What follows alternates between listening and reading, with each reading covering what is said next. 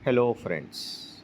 तो ये monthly graph है निफ्टी का। आज मजबूरन वीडियो बनाना पड़ता है क्योंकि हमने जो सोचा था दो पॉसिबिलिटी, वो दोनों पॉसिबिलिटी हो चुकी है, इसलिए ये वीडियो बना रहा हूँ। ये 7500 से कोरोना से नई रैली इंडियन हिस्ट्री में, इंडियन स्टॉक मार्केट में चालू हुई है, उसमें ये पहला और दूसरा।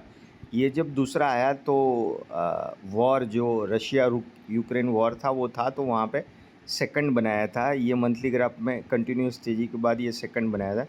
उसके बाद ये थर्ड वेव है और ये थर्ड का पहला दूसरा और यहाँ से थर्ड का तीसरा है। तो हम लोगों ने लास्ट वीडियो में डिस्कस किया था, ऑलरेडी डिस्कस किया था कि यहाँ से हमारा थर्ड प्रिडिक्शन है। तो हमने 31 मई को ये हम लोगों ने डिसाइड किया था कैलकुलेशंस की, ये पहला दूसरा। अब या तो ये तीसरा बनेगा, फिर अगर कुछ गड़बड़ी हुआ इलेक्शन में 4 जून को तो चौथा बनेगा और बड़ा चौथा, और फिर पाँचवा आएगा।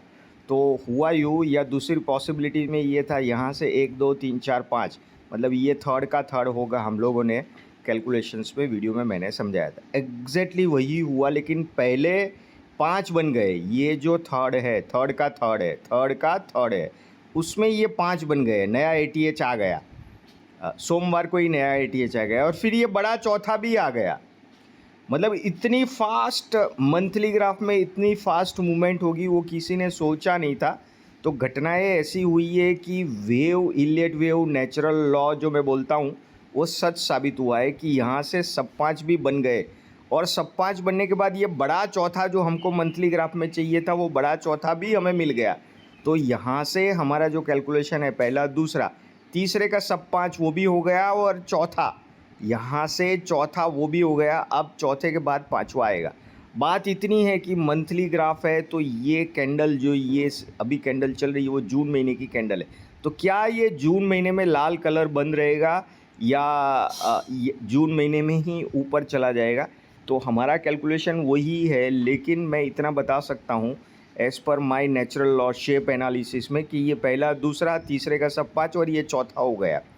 अब चौथा काफ़ी अच्छा रिट्रेस हो चुका है, तो मुझे लग रहा है कि ये बॉटम नहीं टूटेगा और यहाँ से पांचवा आएगा। अब वो कब आता है, जून महीने में, जुलाई महीने में, अगस्त महीने में कब आता है वही देखना है। तो यहाँ से जो थर्ड है 1 2 3 4 और 5, तो ये चौथा हो गया और ये पांचवा है। और दूसरी पॉसिबिलिटी, मतलब हम दोनों पॉसिबिलिटी तेज़ी मंदी की कैलकुलेशंस में मैं हमेशा रखता हूँ इलियट वेव में।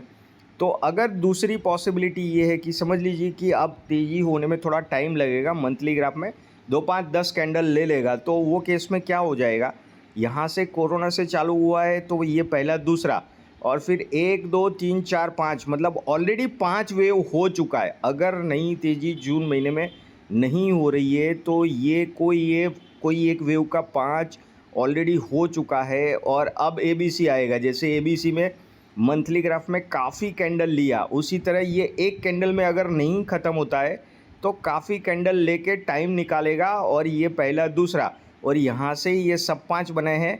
बड़ी साइकिल का तीसरे का पहला है, या बड़ी साइकिल का तीसरा ख़त्म हो गया, चौथा और पांचवा इस तरह से चलेगा। या बहुत अच्छी तेज़ी होनी है, निफ्टी 50,000 जाना है, तो तीसरे का पहला, तीसरे का दूसरा, तीसरे का तीसरा। तो ये जो तीसरे का दूसरा है, मतलब कोई एक वेव का 5 ख़त्म हो चुका है, तो यहाँ काफ़ी कैंडल लेगा, उसके बाद तेज़ी करेगा। ये इमीडिएटली एक ही कैंडल के बाद आएगा, तो ये तीसरे का सब 5 माना जाएगा। तो मेरा जो शेप एनालिसिस है, मैं ऑलवेज़ बोलता हूँ कि शेप ही आपको गाइड करता है। परसेंटेज, रिट्रेसमेंट, ये वो फलाना टिकना सब भूल जाइए। तो ये बेस्ट मेथड है। तो हमारे पास, मुझे 31 मई को मैंने 11:30 बजे वीडियो बनाया था, एज़ पर वही शेप के हिसाब से अब तक तो बाज़ार चला है। अब मेरे पास 2 पॉसिबिलिटी है। तो पहली पॉसिबिलिटी में ये मंथली ग्राफ में चौथा बन गया और यहाँ से इमीडिएटली पांचवा आएगा, या यहाँ से 5 वेव बना के कोई एक बड़ा वेव ख़त्म हो चुका है और इस तरह से थोड़ी लंबी कैंडल चलेगी। देखते हैं क्या होता है, लेट्स सी।